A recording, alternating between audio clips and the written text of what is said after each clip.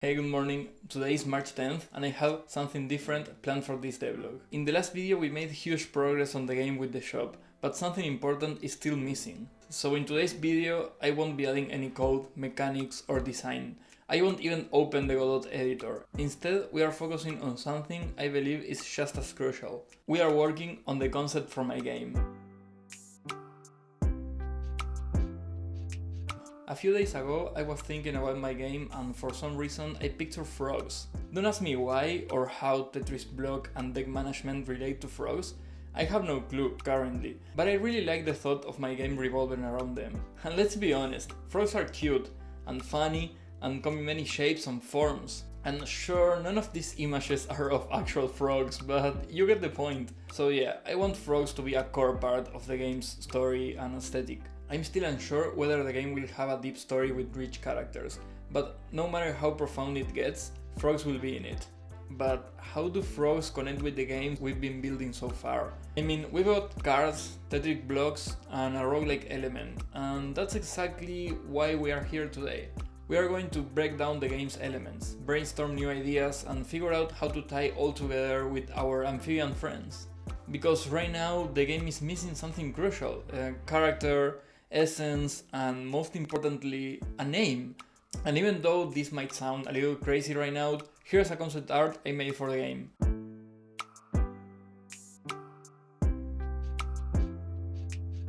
And honestly, I love the look so far, but if the concept art doesn't convince you yet, let me describe a game for you. Imagine a roguelike, resource management and construction game, with a cute art style but a dark theme, where you fight your way through a procedurally generated map, gather resources, and rescue animals to join your cult?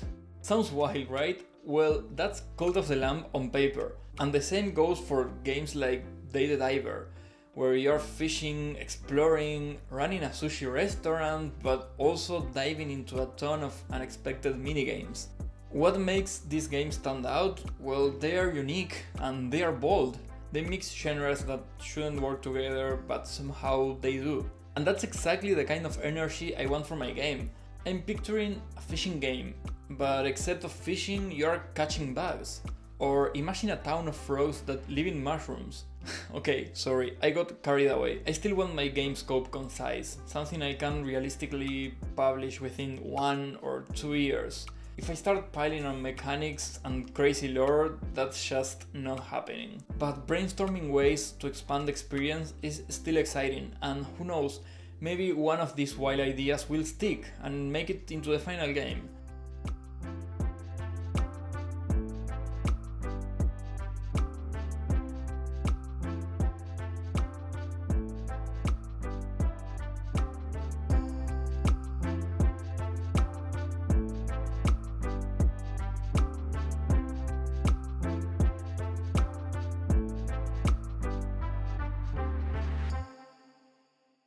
Good morning again. Last night I spent a lot of time thinking about my game. One idea that could tie the frog aesthetic to the climbing mechanic is having the block stuck on top of a floating lily pad. This way the player wouldn't just aim to reach the highest point, they will also have to balance the lily pad as they build. Since the core gameplay is about building to climb, maybe the frogs should be climbing too. It's still a bad idea, but worth exploring. I also need to figure out how to connect the deck building mechanic with the frogs. But one thing is for sure, the game will revolve around a godlike player character. The story, the frogs were forced to relocate, and it's up to the player to help them rebuild. I'm sure I want a building mechanic where the player places structures for the frogs to live in, but not something as complex as Cult of the Lamb or a full-on city builder. I want to keep it in a side-scroller view. The player will also manage resources to buy building upgrades and cards from the frog. Any cards bought outside of a run become unlockable during future runs. So here's how the game loop will work. The game starts in a desolate frog town. The goal? Gather resources to help rebuild. After the run, the player returns to town, helps rebuild, and unlocks new cards and abilities for future runs. I have some minigames ideas I'd love to include, but even without them, I think this core gameplay loop is engaging and solid.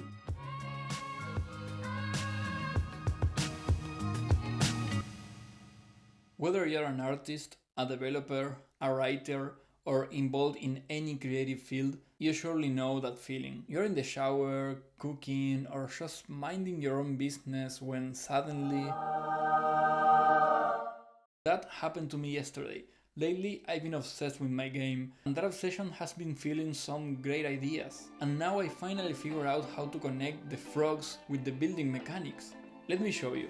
Each run is a hunting phase for special bugs. To grow into full-fledged frogs, tadpoles need to eat a rare bug found only at the highest points. That's where you, the player, come in. Your job is to build structures that help the frog hunt these juicy bugs. With every completed run, a new tadpole grows, unlocking new buildings and NPCs to interact with. The final goal? Repopulate Frogtown. Help every tadpole grow, fulfill each frog's wish, and bring the town back to life. And that's not all, I even have a concept name for my game. Tadgod. Yes, you, the player, are a tadpole, but not just any tadpole. You are the god of all the frogs. I don't know why, but the idea of a baby frog being the god of all frogs makes my brain tickle in the best way. So now we have a name, a concept, and a reason for the player to keep playing, to help the frog folk. But I think we are still missing something important. Why cards? And honestly, that's a valid question. The more I think about it, the less I feel like it needs to be cards. Why not just blocks and special abilities? This has been bugging me for a while, not being able to connect two crucial parts of the gameplay. It felt like a taunt, but then it hit me. This is a deck builder and ironically, it doesn't necessarily need cards? I know that sounds crazy, but think about other games like Pegling or Die in the Dungeon. At their core, those are also deck builders, but instead of traditional cards, you are managing a hand of orbs or dice.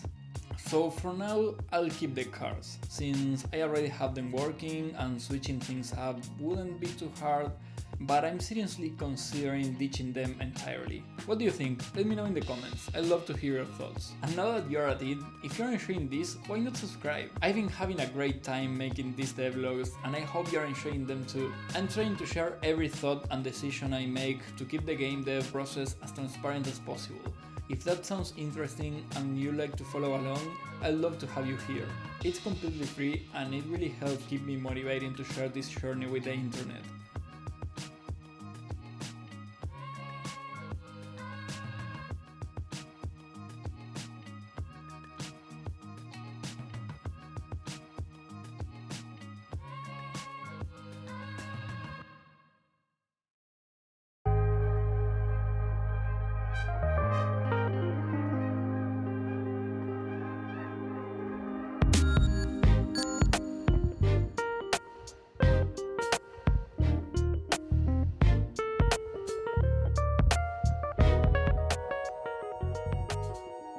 Good morning. With the new discoveries and decisions we've made over the past few days, I decided it was time to update my game design document. I don't think I've shared this before, but I'm using a template from Game Dev Tales from Notion.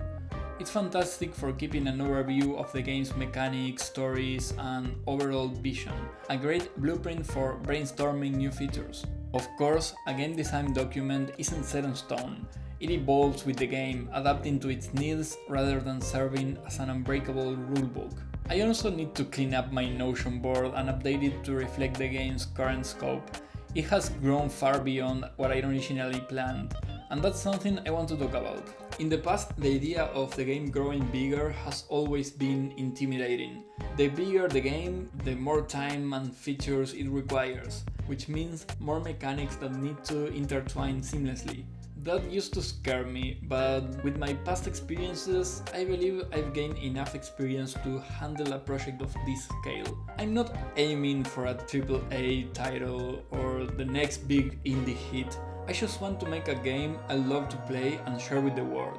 And I know we'll probably run into a lot of hiccups and issues, and I will work and rework most of what we already know of the game. But I think that's also part of the process, and I'm still excited to share with you all. Of course, with this growth comes the need for change, and the first thing I want to talk about is the title.